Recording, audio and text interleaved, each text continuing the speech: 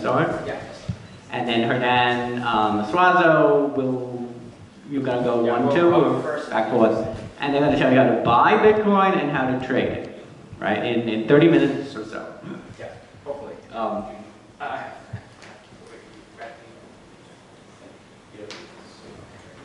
All right, thank you, Daryl.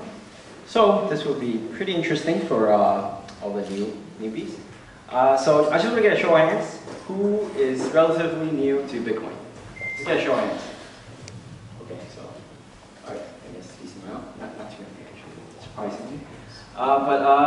Okay, so my name's Patrick, and I'm one of the co-founders of xCubicle. Our space actually holds a weekly Bitcoin meetup every Tuesday. It talks about everything Bitcoin. All the crazy Bitcoin heads come to our space on Tuesday.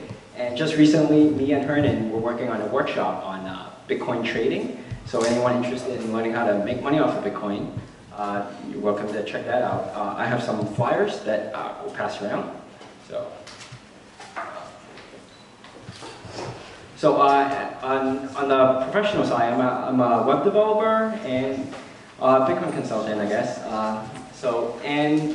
Hernan is he's a co-founder of OneCloud Security, which does IT security related stuff, and he's also a trader and on the daytime thing, I guess, and also a Bitcoin consultant.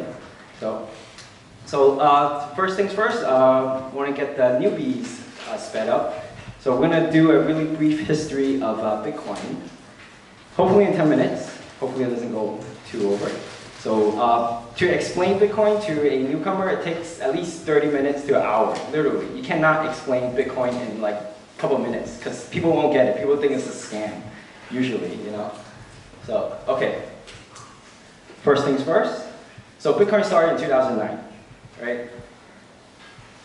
So it was created by a guy or girl or group. We don't know who it is, but the name is Satoshi Nakamoto. So supposedly he's Japanese. We don't know if he's Japanese or not, but no one's ever seen him. But he has had posts on the internet talking about his the Bitcoin program that he created. So what he did was he invented Bitcoin and he pretty much gave it to mankind. You can think of it as God giving fire to humans, right? So he open sourced the code. That's a really big deal because on a tech side, for those that don't really know what open source means, you can think of it as the architects of World Trade Center giving the blueprints out freely to anyone to build their own World Trade Center. So that's basically what he did. He gave the blueprints to Bitcoin. So you can actually see the code, if there's any malicious activity going on, if he's going to steal all your Bitcoins, you know, so that's what makes Bitcoin Bitcoin, because it's an open source technology. Right? So it is a disruptive technology. So I'm not sure everyone remembers, I'm sure everyone remembers actually, the big 50-pound books that everyone used to have at home, you know, called encyclopedias. So it got killed by Wikipedia like maybe, what, 10 years ago? So that's a disruptive technology. So same thing with CD players. So that got killed by the MP3 technology. So now you have the dollar. I don't know if Bitcoin's going to kill it, but it will definitely disrupt it. Guaranteed, 110%. Give it a couple more years, it's going to disrupt the whole entire paper currency markets, right? So the thing is, now, what makes it disruptive? A disruptive technology, right? So the thing that we have here is called a decentralized network, which is the thing that makes it disruptive. So most of us understand a centralized network, which we have here. So there's a central server, so which you think of as a web server, and all the computers connect to it to grab the files. So if you take out the middle guy, nobody can access the website anymore. So in a decentralized network, everyone has a copy of the files. So everyone that installs the Bitcoin application actually has every single person's Bitcoin bank account. So for a corporation, a government to come in and stop this, they have to arrest everybody, confiscate every computer, which is pretty much impossible. You know, how are you going to do that? You know, because this lives off of the internet, right? This is one reason why it's totally disruptive in this space. So the next thing is, why is it a viable currency alternative? So there is a limited supply. Written in the protocol, in the program, is there can only exist 21 million Bitcoins. So the way it comes into being is you mine the Bitcoins. I'm not going to go too deep into the Bitcoins because that's like a whole entire separate discussion in itself. But I'm just going to give you a very, very general idea. So the way it works is every 10 minutes, 25 Bitcoins gets released into the world or into the internet. And people around the entire world compete for these 25 Bitcoins by solving a math equation. And whoever solves it first wins the Bitcoins. That's the really simple example for you. But instead of people solving it, computers solve it, right? So whoever gets it wins it. So that's how it comes into existence. So with the calculations on hand, so by the year 2140, which is 100 something years from now, 21 million Bitcoins will exist in the world. So currently, right now, what's been minted is 11 million. So we have 10 million more to go. And the supply is a lot less than demand right now. So another big thing about this currency is that no one controls it because there is no central bank, there's no one person that has all the Bitcoins. It's actually stored on everybody's Bitcoin application when they install on their phone, desktop, laptop, so that's where it exists. And you can think of it as 0% fees, like cash and gold. If you give somebody $10, nobody knows, there's no fees. Same thing with gold or precious metals. You know, you bring it to another country, you hand it to somebody, there's no fees. Same thing with Bitcoin, same exact thing, but in a digital form. It's not physical. It's a real big paradigm shift when you're coming into this space, because even for me in the beginning, it's like, what? It's just on the internet. It's like, what happened to delete it? It's like, oh man, I just lost all my gold or whatever, you know? It's really crazy concept. Once you get it, it will blow your mind.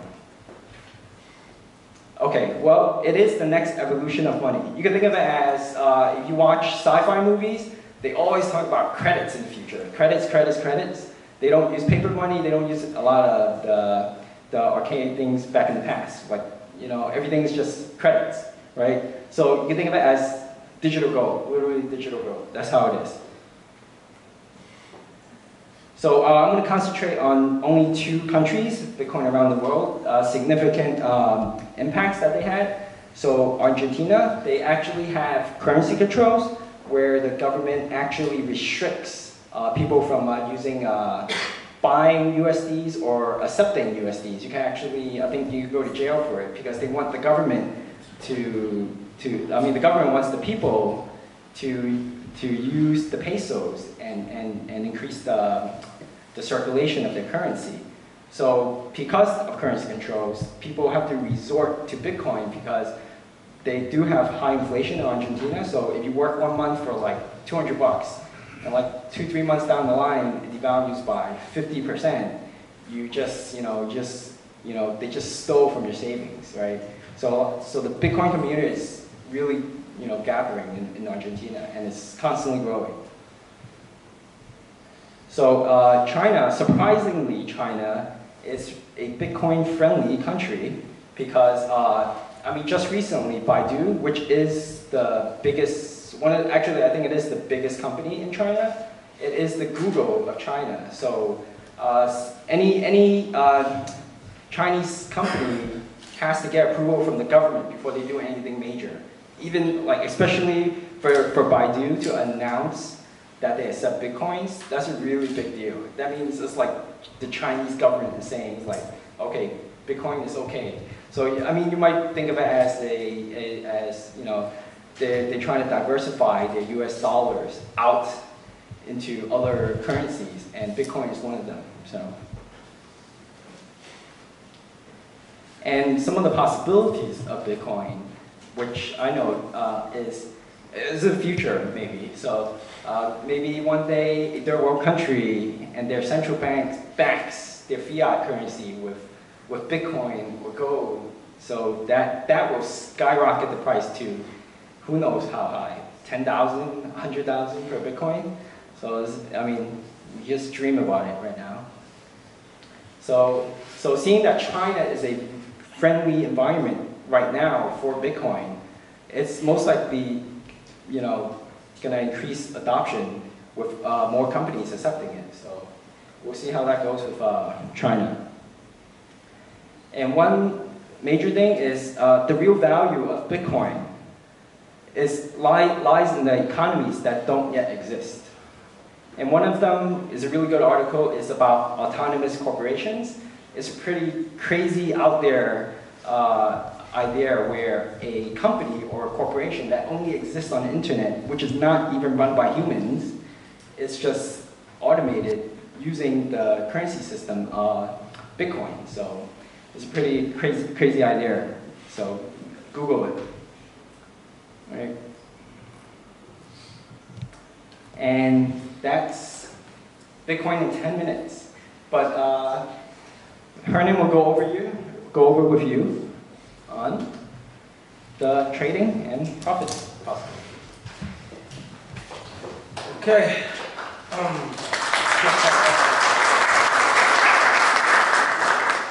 Okay, let's get to the good stuff. Bitcoins and how it's the easiest way to get them. Okay, Coinbase.com is a company out in San Francisco. They actually just got venture back about $5 million or so. Provide a very easy way for you guys to pretty much get your Bitcoins. It works pretty much like PayPal for Bitcoins. You go to Coinbase.com, you register, set up your account, link your bank account to it.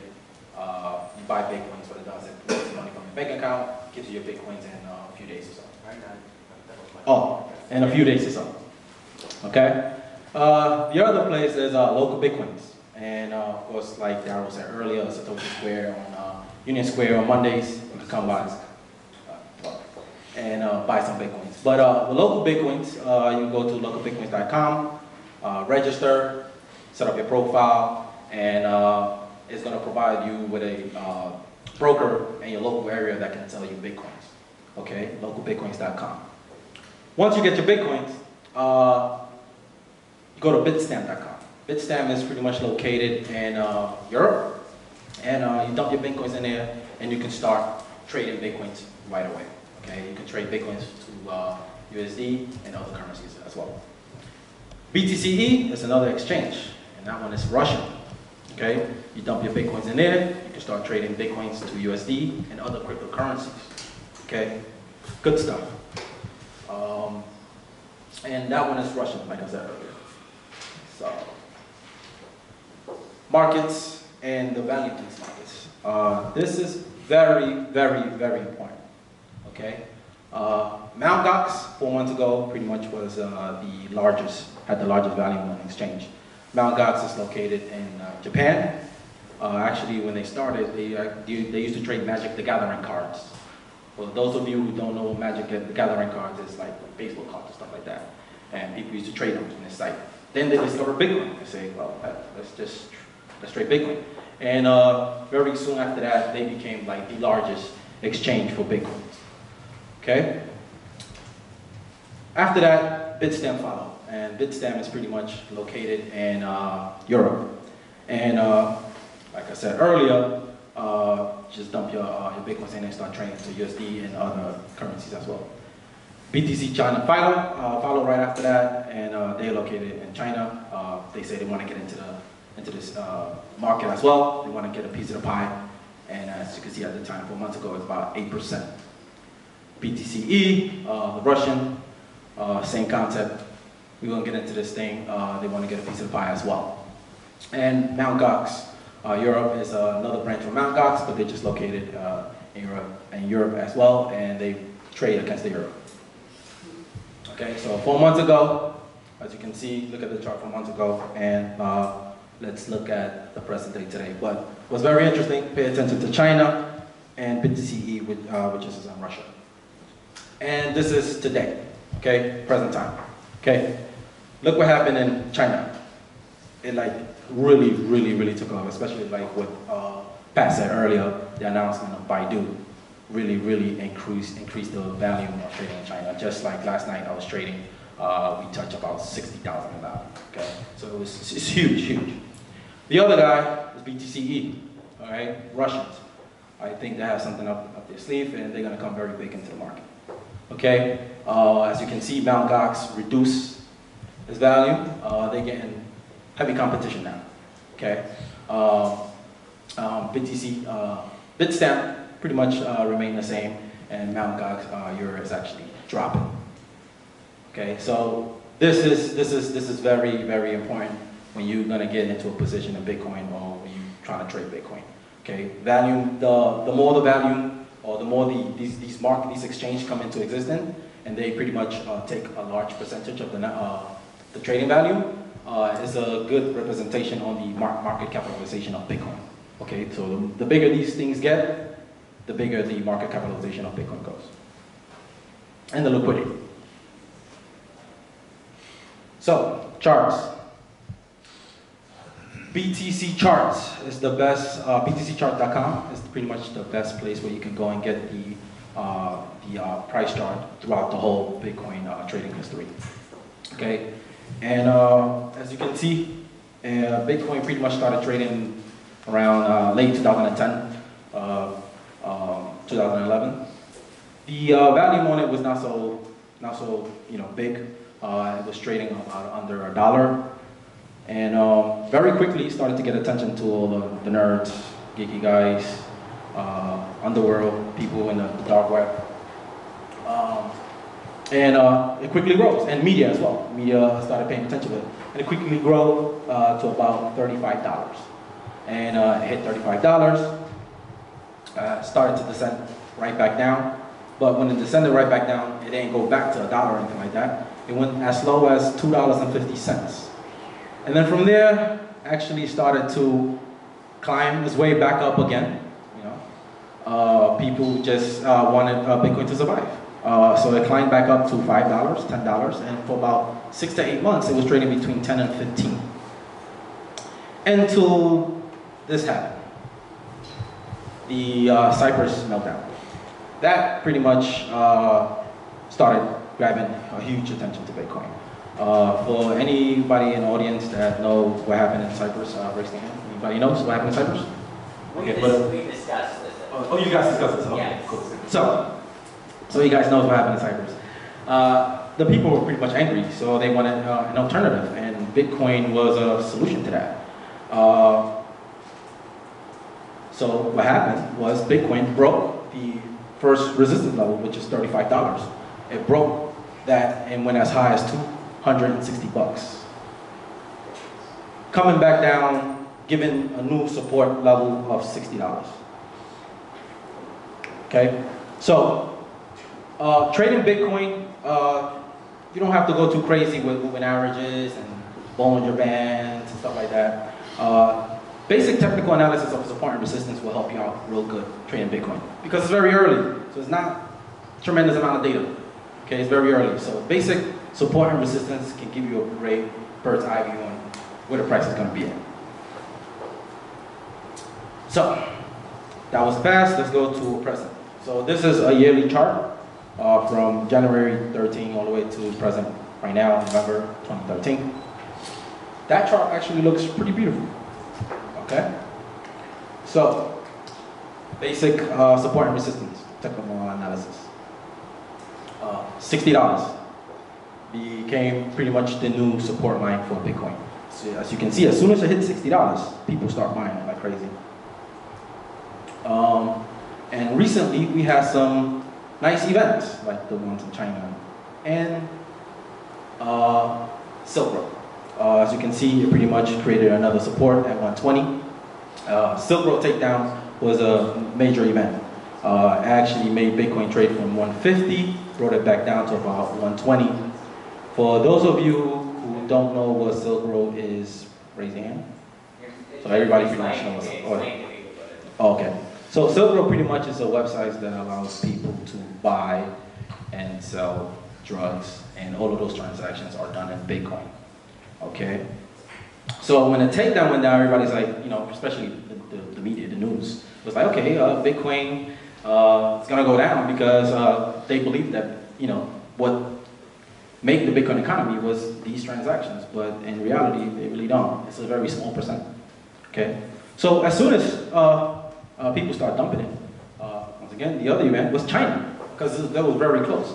China and Baidu announced, they made the announcement of saying that they will be accepting Bitcoins, and they start buying it, right? At 120, that's a nice price for them. So they start buying it, and they buy it like crazy, making the price go crazy. I mean, the value just was skyrocketing. Okay, so it broke the resistance that we had over here at $160.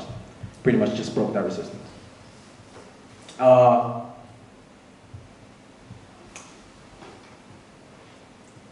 So as you can see, with regular, just basic technical analysis, you can see where it will be you can pinpoint where can you get a good buying price. As you can see right now, Bitcoin is trading about 306 bucks. But if you look at the chart with just basic technical analysis, you can see where the next drop is. So our resistance right here is about 250 bucks.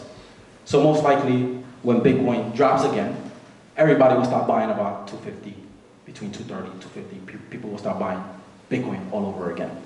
So when it comes to just pretty much buying Bitcoins, just pay attention to where the support lines are, where the resistance level is at, and hit the trigger.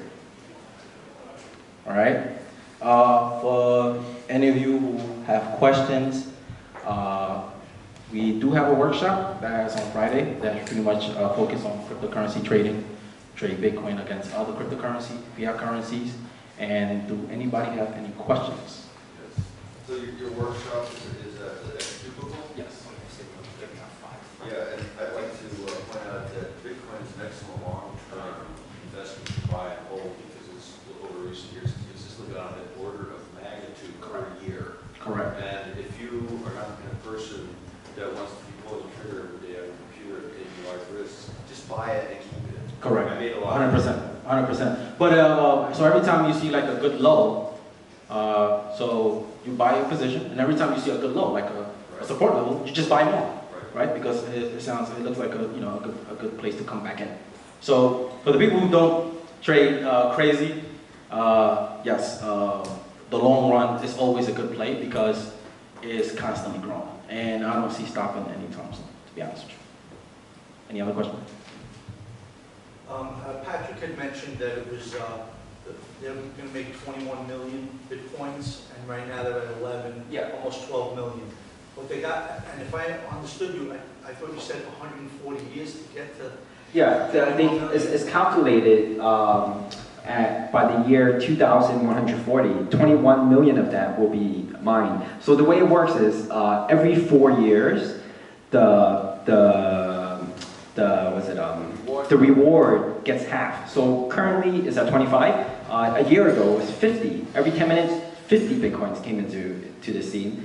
So now, for the next 4 years, 25 comes into the scene. Next 4 years, it'll be 12, 6, 3, and it just keeps going until... Because I couldn't understand how you could get to 11 million with 3 years. That's how you get to it. Because once it gets to 1 and you go half-half, you're just getting like decimals of bitcoins. That's when Bitcoin goes to like insane numbers.